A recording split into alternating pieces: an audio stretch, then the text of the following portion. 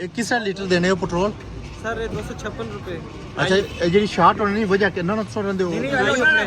ਉਹ ਦਈ ਇੱਥੇ ਨਾ वो नहीं ना उस्ताद जी 256 रुपए हाँ। इसका रेट है।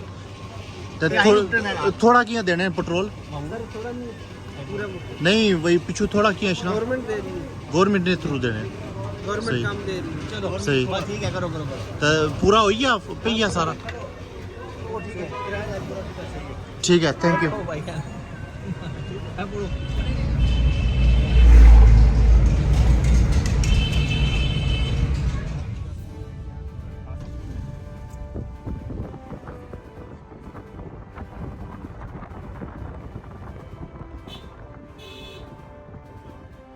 सर्विस करने से जिला आसान सारी